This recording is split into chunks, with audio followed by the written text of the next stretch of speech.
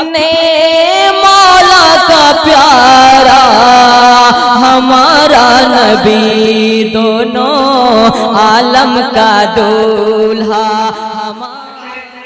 1380 साल 10 दिन पहले एक जंग हुई थी करबला में, हक व बातिल के, झूठ और सच के दरमियान। 1380 साल 10 दिन गुजर गया, लेकिन आज पूरी दुनिया में उस जंग को याद किया जा रहा है।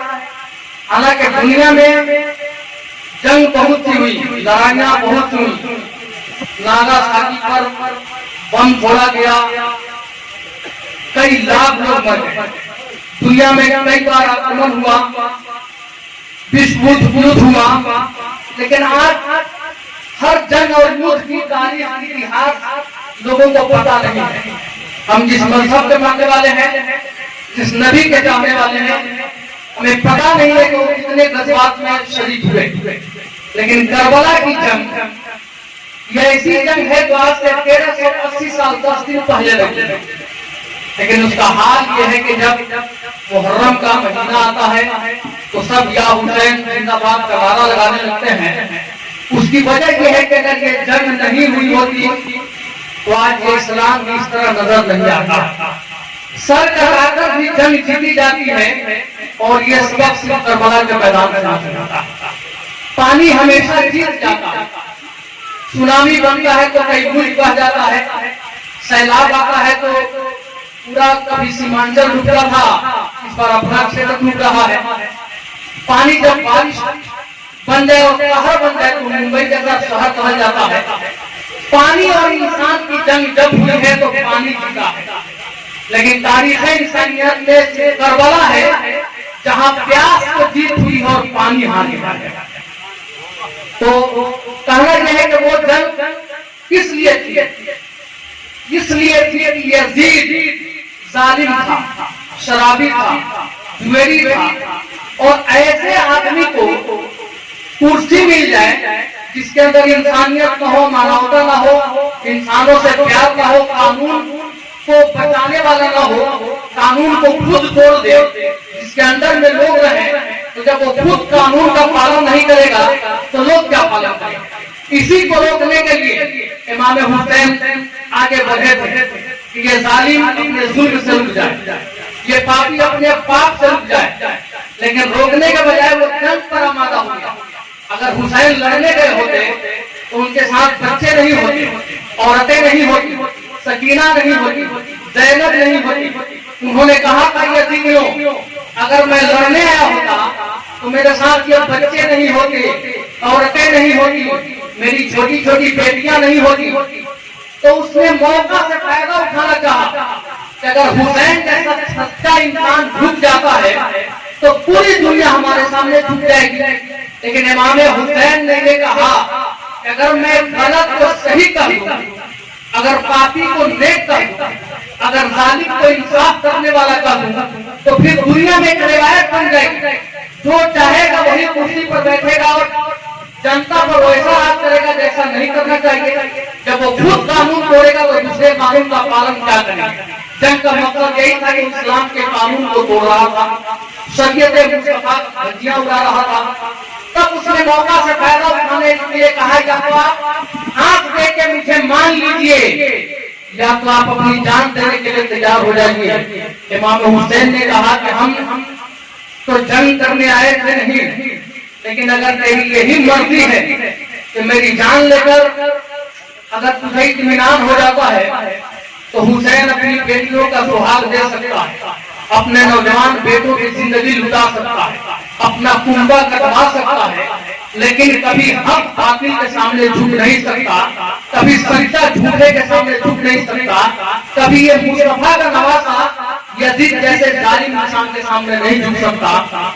यही वजह थी कि जब हिंदुस्तान की आजादी की जंग लड़ी जा रही थी तो कलकत्ते की धरती से जब आंदोलन को चंपारण से शुरू हुआ था, लेकिन कलकत्ते के आश्रम में गांधी जी ने कहा था कि अगर मुझे हुसैन की तरह 72 लोग मिल जाएं तो मुझे भारत को अंग्रेजों से आजाद कराने में 72 दिन भी नहीं लगने वाले हैं। और मैं इंडिया को आजाद करूंगा। किसने कहा था? गांधी जी ने कहा था। इसलिए कि इतिहास वो पढ़े थे और वो बोल रहे थे अगर मुझे करबला के हुसैन की तरफ 72 लोग मिल जाएं तो इस हिंदुस्तान को आजाद कराने में मुझे 72 दिन भी नहीं लगेंगे। तो अगर आज जालिम के सामने खड़ा होने की हिम्मत मिलती है तो हुसैन की जिंदगी से मिलती है।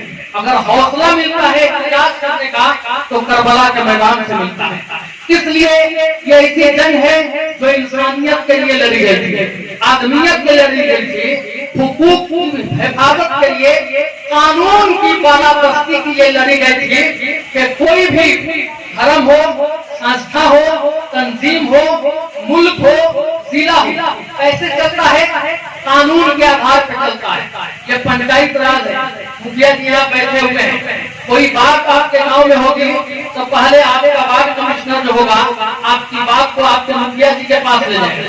मुखिया जी क्या करेंगे? बैठ कर इस मैटर को सुलझा देंगे। यहाँ से आगे बात पड़ेगी तो थाना में, थाना से कोर्ट में।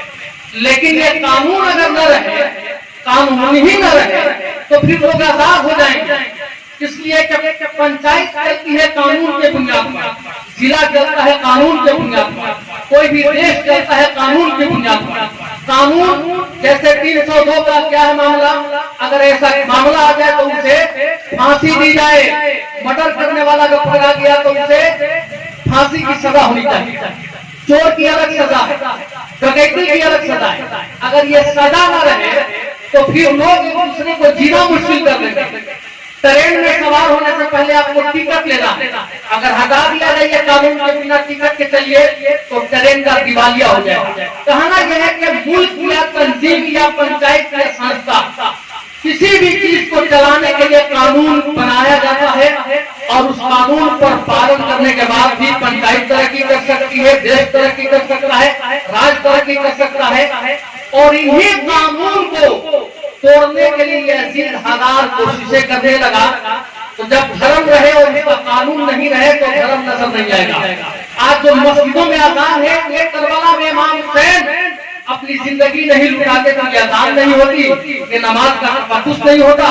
लेकिन कोई भी धर्म कानून के आधार पर चलता है और यजीद इस्लाम के तमाम कानून को तोड़ने के लिए आगे बढ़ा था। तो आज ही के दिन 10 मुहर्रम को 61 हिजरी में सरवरे दो जहां के पर्दा फरमाने के 50 साल बाद करबला के मैदान में नबी के नवासे ने जिसे लुटाना था लुटा दिया और जिसको बचाना था उससे बचा दिया। दस्ते बला को अर्श का जीना बना दिया, जंगल को मुस्तफा का मदीना बना दिया, हर जर्रे को नजफ का नगीना बना दिया। अरे तूने हुसैन मरने को जीना बना दिया। अब हुसैन से मोहब्बत करने वाले उस दिन तक मोहब्बत उनसे करते रहेंगे जिस दिन तक ये सूरज पूरब से पश्चिम में निकल कर डूबता रहेगा। और जो हुसैन से मोहब्बत करेंगे उनके लिए इनाम मेरे आका ने ये दिया है, कि जो हुसैन और उसके घर की मोहब्बत में दुनिया से जाएगा वो ईमान की हालत में मरेगा और जो ईमान की हालत में जाएगा उसी के लिए जन्नत बनाई गई है।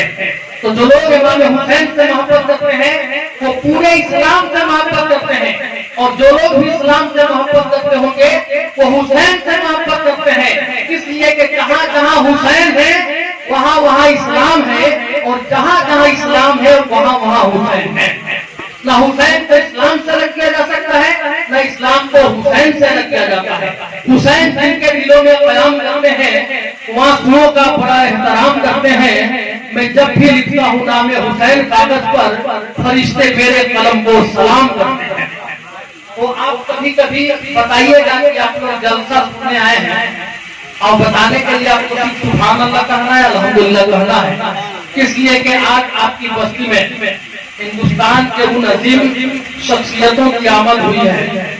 ऐसे लोग यहाँ पधारे हुए हैं जिनको बुलाने के लिए 1 लाख नहीं बल्कि 3 लाख खर्चा हो जाता है, तब ये लोग 4 आदमी एक जगह जमा होते हैं।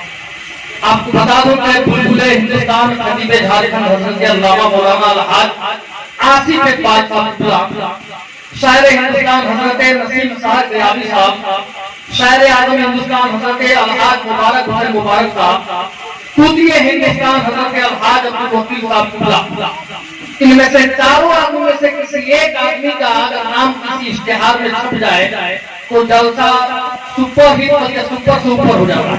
और ये चार यहाँ मौजूद हैं तो आप समझ सकते हैं कि आप लोगों को ये क्या देने वाले हैं।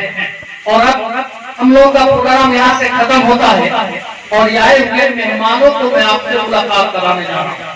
मैं अपने तमाम गांव के नौजवान बूढ़े ज़ईफ लोगों का शुक्रिया अदा करता हूँ कि आप लोगों ने सपोर्ट किया कि ये आज का जलसा मुनाफिद हो सका। अल्लाह हम सबों को हर बीमारी से बचाए, कोरोना से बचाए, इस पूरे गांव को, पूरे पंचायत को बचाए। अब मैं चाहता हूँ कि थोड़ा सा आप आजाद जिंदगी के माहौल में बैठे और जलसे को बेहतरीन तरीके से जैसे सुनने का हक है उसी तरह आप लोग सुने। एक बार जरूर शीख पति